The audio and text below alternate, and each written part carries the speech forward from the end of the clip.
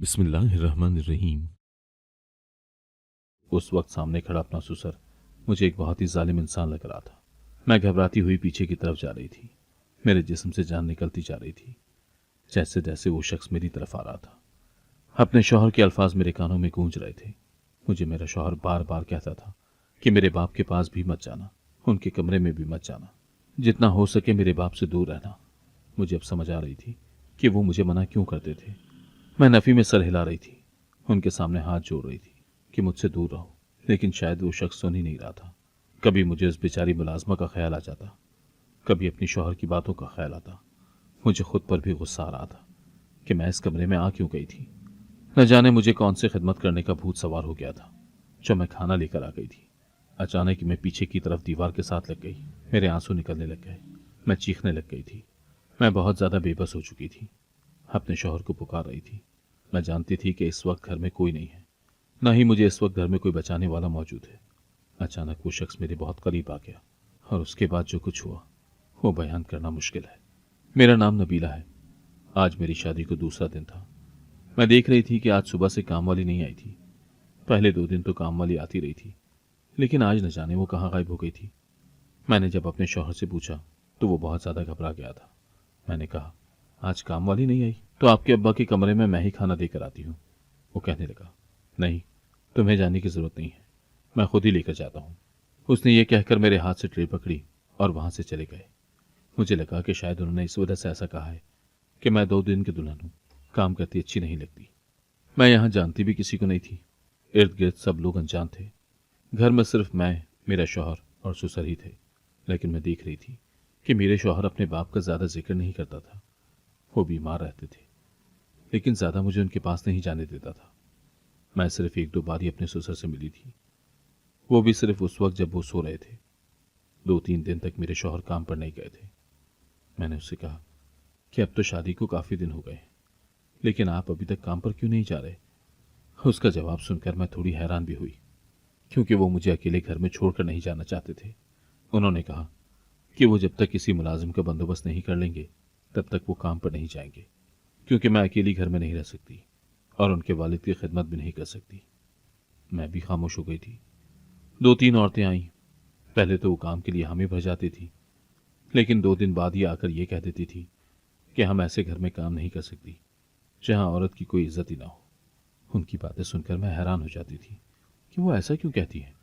मेरे शौहर तो मेरी बहुत इज्जत करते थे और किसी लड़की की तरफ आंख उठाकर भी नहीं देखते थे। ये बात तो मैंने नोट की थी कि वो बहुत ज़्यादा इज्जत करने वाले और मोहब्बत करने वाले इंसान थे। मैंने जब अपने शौहर से इस बारे में बात की तो वो कहने लगे, कोई भी औरत आए तो मुझसे बात न किया करो, मैं खुद काम पर रख लूंगा जिससे रखना होगा। मैं खामोश हो गई थी।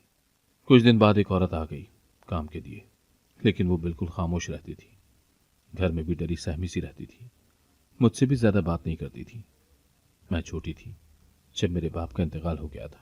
मेरा दिल करता था कि मैं अपने ससुर की खिदमत करूं, उन्हें अपने बाप की जगह दूं, क्योंकि मैं हमेशा सोचती थी कि मेरा बाप नहीं है, मेरा ससुर भी मेरा बाप ही होगा।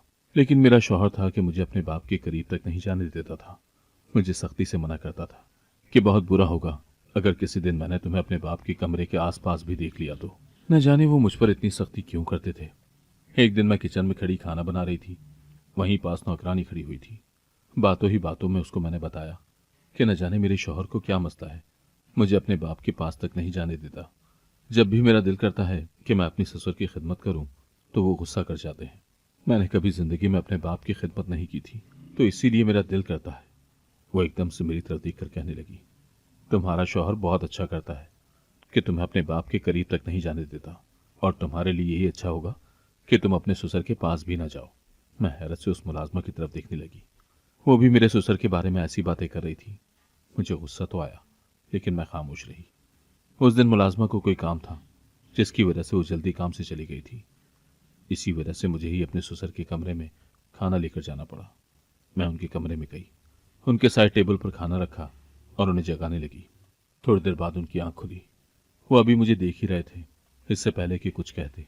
अचानक ही दरवाजा खुला और मेरा शौहर कमरे में दाखिल हुआ। उसने एकदम से गुस्से में मेरा बाजू पकड़ लिया और घसीटने वाले अंदाज में मुझे कमरे से बाहर लेकर गया। मैं बहुत ज्यादा घबरा गई और कहा, क्या हो गया है। वो गुस्से में मुझे कहने लगा, मैंने कितनी बार मना किया है कि मेरे बाप के कमरे में ना जाया करो, इसके बावजूद भी तुम उनके कमरे में गई हो। अगर कुछ हो जाता तो मुझसे बुरा कोई नहीं होता। मुझे उनकी बात की समझ नहीं आई थी कि वो ऐसा क्यों कह रहे थे। इतना गुस्सा करने वाली बात नहीं थी ये। वो मेरा बाजू पकड़े मुझे कमरे में लेकर आए और बाहर से दरवाज़ा बंद कर दिया। मैं उनका रवैया समझ नहीं पा रही थी कि न जाने क्यों उन्हें अपने बाप से इतनी ज़्यादा नफरत होती है। वो तो मुझे बहुत अच्छे इंसान लगते थे, लेकिन आहिस्ता आहिस्ता मुझे समझ आने लग गई थी कि दाल में कुछ तो काला था, जिसकी वजह से वो अपने बाप से इतना ज़्यादा मुझे दूर रखते थे। एक दिन मेरी तबीयत बहुत ज़्यादा ख़राब थी, जिसकी वजह से मुझसे उठा भी नहीं जा रहा था। दोपहर के वक्त मेरी आंख खुली। जब मैं कमरे से बाहर निकली तो मैंने देखा कि मेरे ससुर के कमरे से मुलाजमा निकल रही थी, मगर वो बहुत मुश्किल से चलती हुई आ रही थी। न जाने उसे क्या हुआ था। उसके चेहरे पर पसीना आया हुआ था, बाल भी बिखरे हुए थे। उसे देखकर मैं परेशान हो गई। जाकर उससे पूछा कि क्या हुआ है। पहले तो वो घबरा गई, फिर यहाँ वहाँ देखने लगी, फिर कहने लगी कुछ नहीं हुआ, वो बस में फिसल कर सफाई करते हुए गिर गई थी। लेकिन मुझे उसकी हालत बहुत अजीब लग रही थी। मैंने उससे कहा कि अच्छा ठीक है, तुम छुट्टी कर जाओ, बाकी काम मैं देख लूंगी। लेकिन वो नफ़ी में सर हिलाते हुए कहने लगी, साहब ने मुझे मना किया है कि जब तक मैं घर ना आ जाऊं तुम घर से कहीं नहीं जाओगी। मैंने कहा चलो कोई बात नहीं, जो बाकी ससुर जी के कमरे की सफाई रहती है मैं कर देती हूँ। ये कहकर मैं उस कमरे की तरफ जाने लगी। उसने एकदम से घबराते हुए मेरा बाजू पकड़ लिया। वो मुझे अंदर ही नहीं जाने दे रही थी। मैंने कहा क्या हो गया है, मुझे अंदर जाने दो। वो कहने लगी नहीं, आप अंदर नहीं जा सकती। उसने मुझे अंदर भी ना जाने दिया। वो मुझे किचन में लेकर आ गई और कहने लगी आप नाश्ता करें। मैं उसकी हालत देख रही थी। खुद वो बहुत ज्यादा घबराई हुई लग रही थी। उससे तो ठीक तरह से चला भी नहीं जा रहा था। मैंने उसकी कलाई पर देखा, जहां पर अजीब तरह के निशान बने हुए थे। मैंने अब की बार उससे पूछा नहीं था, लेकिन रात को जब मेरा शौहर आया तो मैंने उसे सारी सूरत हाल से आगाह किया। वो कहने लगा अपने शौहर से झगड़ा करके आई होगी, तुम्हें उससे क्या है, अपने काम से काम रखा करो, ज्यादा नौकरानियों से सवाल जवाब ना किया करो। वैसे मेरा शौहर मुझसे बहुत ज्यादा मोहब्बत करता था, लेकिन जब भी मैं ऐसी कोई बात पूछ लेती तो वो सारी मोहब्बत भूल जाता और मुझ पर गुस्सा करने लग जाता था। मेरे शौहर ने मुझे सोने के लिए कहा और खुद भी सोने के लिए लेट गया, लेकिन मुझे बिल्कुल भी नींद नहीं आ रही थी। रात के न जाने किस पहर मेरी आंख खुली। मैं कमरे से बाहर निकली तो अचानक ही मुझे अपने ससुर के कमरे से चिल्लाने की आवाज आई थी। ऐसा लग रहा था जैसे वो किसी को डांट रहे हों। मैं बहुत ज्यादा परेशान हो गई थी। रात के इस पहर तो हमारे घर में कोई नहीं होता था, फिर वो किससे झगड़ रहे थे, किसको डांट रहे थे। मैं जल्दी से अपने शौहर के पास आई और उन्हें जगाया। वो मुझे गुस्से में कहने लगे क्या हो गया है, इतनी रात को क्यों चिल्ला रही हो। मैंने जब उन्हें बताया कि न जाने ससुर को क्या हुआ है, वो किसी के साथ झगड़ रहे हैं, जाकर देखें कि कमरे में कौन है। मेरा शौहर एकदम से घबरा गया और मुझे कहने लगा तुम आराम से सो जाओ, कोई भी नहीं है, तुम्हें कोई वहम हुआ होगा। वो कमरे से बाहर नहीं जा रहे थे, बार बार मुझे कह रहे थे कि सो जाओ। मुझे तो कोई आवाज नहीं आ रही। मैं बहुत ज्यादा परेशान हो चुकी थी। मैंने गुस्से में कहा आपको तो अपने बाप की कोई फिक्र ही नहीं है, मैं ही जाकर देखती हूँ। तो उसने इतनी जोर से मेरा बाजू पकड़ा कि मेरे बाजू में दर्द होने लग गई और मुझे कहने लगा यहीं सुकून से बैठ जाओ और सो जाओ, कोई भी नहीं है। उन्होंने जाकर कमरे का लॉक लगा दिया और गुस्से में कहने लगे अब कमरे से बाहर न निकलना। मैं खामोशी से वापस आकर सोने के लिए लेट गई, लेकिन बार बार मुझे अपने ससुर का ख्याल आ रहा था। रात भर मुझे बिल्कुल भी नींद नहीं आई थी। अगले दिन मैं अपने शौहर के उठने से पहले ही उठ चुकी थी। किचन में खड़ी नाश्ता बना रही थी, लेकिन अभी तक मुलाजमा नहीं आई थी। मैं बहुत ज्यादा परेशान हो चुकी थी। ससुर के नाश्ते का भी टाइम हो गया था और मुलाजमा भी नहीं आई थी। उन्हें मेडिसिन भी देनी होती थी। मेरे शौहर उठ के आया तो जब मैंने उन्हें कहा तो वो कहने लगे कोई ज़रूरत नहीं है मेडिसिन देने की, जब मुलाजमा आएगी तो खुद ही दे देगी। मैंने कहा क्या हो जाएगा, आप मुझे भी कमरे में नहीं जाने देते और खुद भी उन्हें मेडिसिन नहीं दे रहे, ये कितनी गलत बात है। मैं उन्हें समझाने की कोशिश कर रही थी, लेकिन वो मुझे गुस्से में घूरे जा रहे थे। फिर कहने लगे तुम्हें उनकी वजह से परेशान होने की ज़रूरत नहीं है, वो मेरा बाप है, मुझे नहीं टेंशन तो तुम्हें टेंशन लेने की क्या ज़रूरत है। ये कहकर वो ऑफिस के लिए निकल गए। मैंने 2-3 बार तो सोचा कि जाकर ससुर को दे आऊं मेडिसिन और खाना, लेकिन फिर मैं खामोश रही।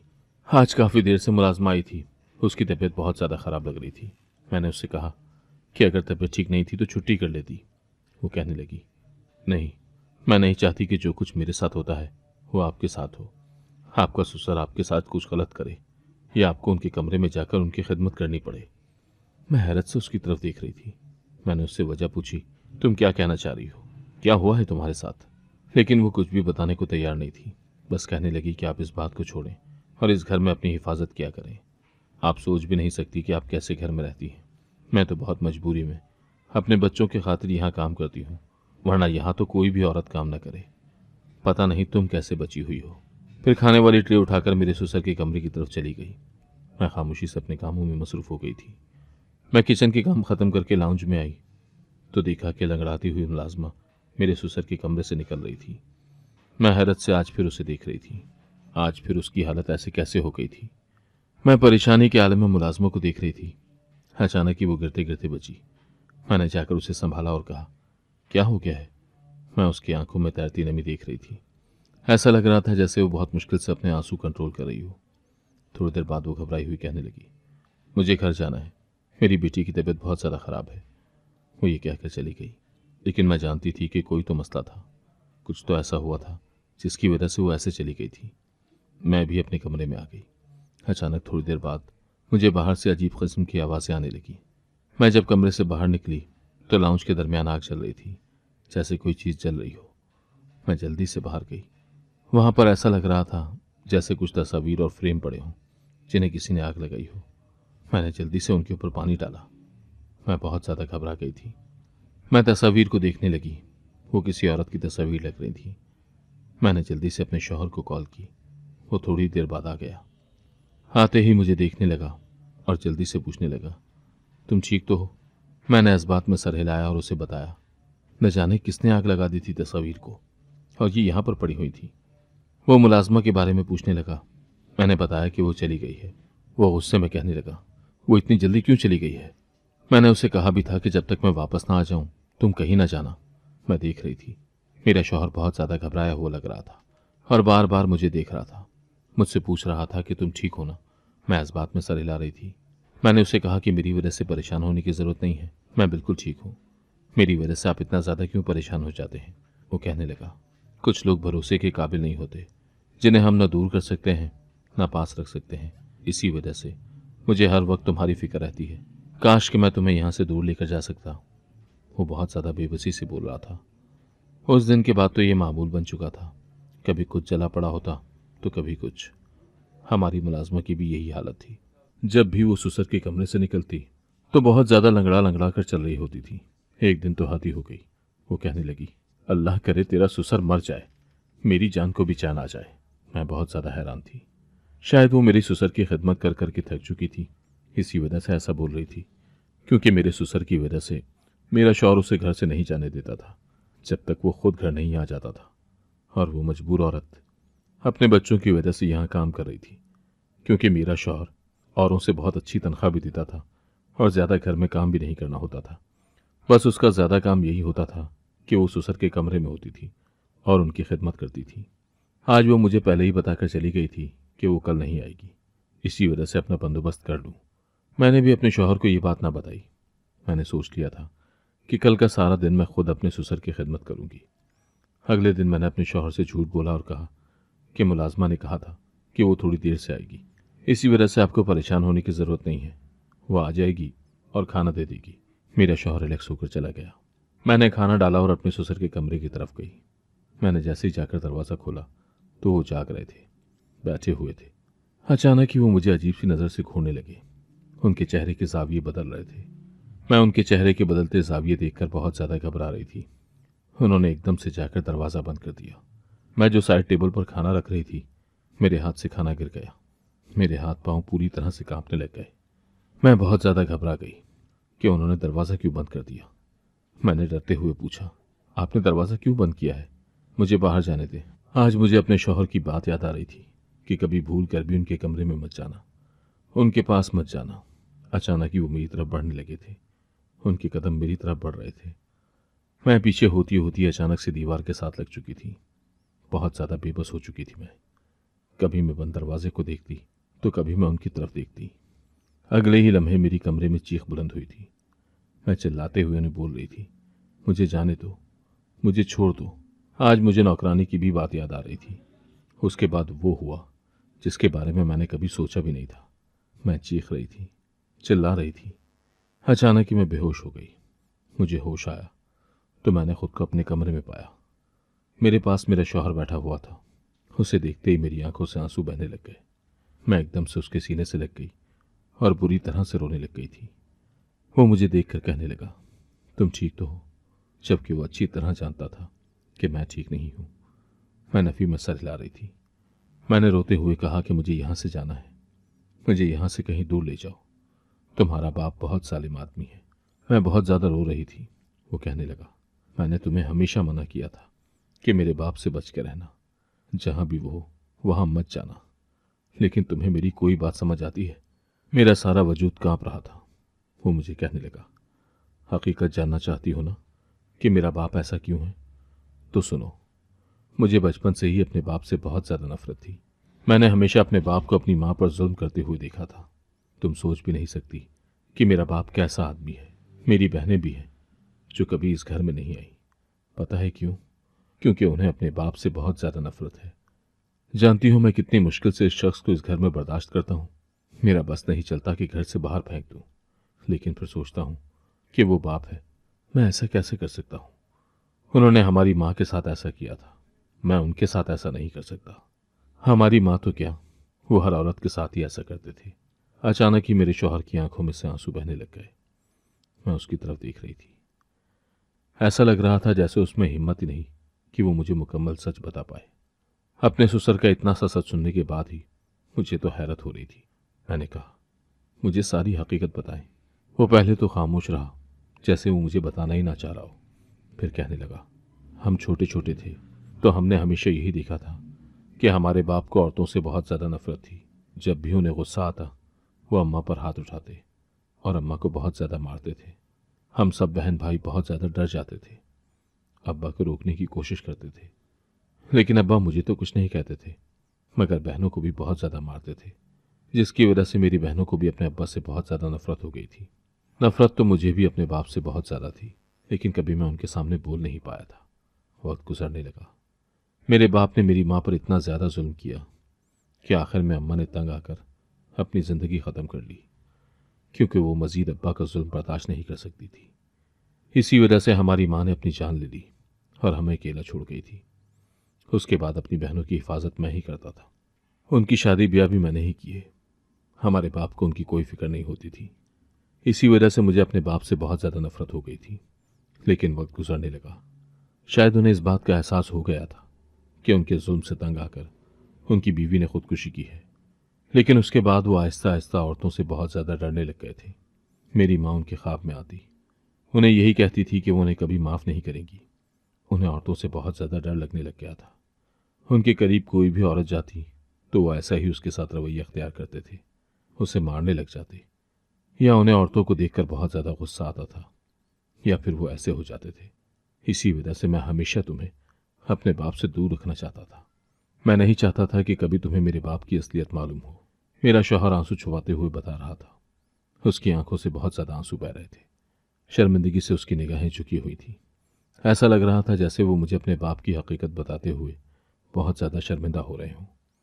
मैं हैरान हो रही थी कि किसी शख्स को इतनी ज्यादा औरत जात से नफरत कैसे हो सकती है। मुझे तो जैसे कुछ हो रहा था। ये सब कुछ सुनकर मैंने अपने शौहर की तरफ देखा और कहा, आपके वालिद को इतनी ज्यादा औरतों से नफरत क्यों है? वो ऐसा क्यों करते हैं?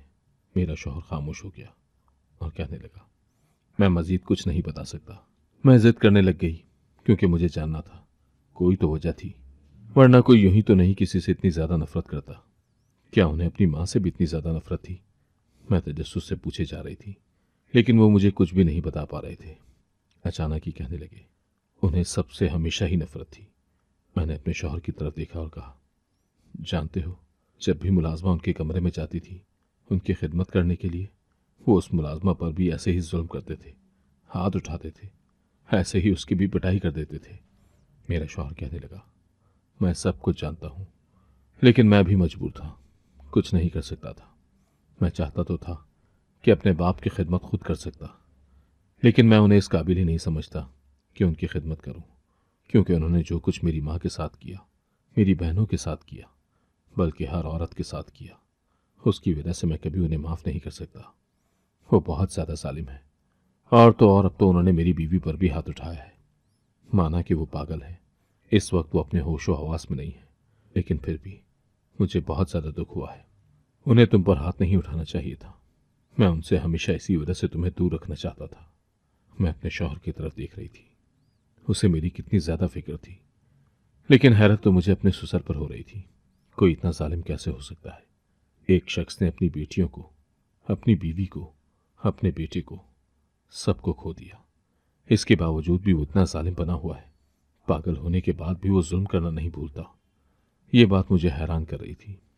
आहिस्ता आहिस्ता वो बिल्कुल ही पागल होते गए। उन्हें अपने आप की भी होश न रही। वो खुद को भी नुकसान पहुंचाने लग गए। उन्हें शायद खुद पर बहुत ज़्यादा गुरूर था, जिसकी वजह से वो औरत को कुछ नहीं समझते थे। और जो लोग ऐसे होते हैं, आखिर में उनका अंजाम बहुत बुरा होता है। इसी तरह मेरे ससुर का भी अंजाम बहुत बुरा हुआ। उन्होंने खुद को भी अजियत देनी शुरू कर दी। अगर आपको आज की कहानी पसंद आई है तो वीडियो को जरूर लाइक कीजिएगा और अपने दोस्तों के साथ भी शेयर कीजिएगा। और हाँ, अगर आपने अभी तक हमारा चैनल सब्सक्राइब नहीं किया तो जरूर सब्सक्राइब करें। मिलते हैं कल एक नई और दिलचस्प कहानी के साथ। अल्लाह हाफिज।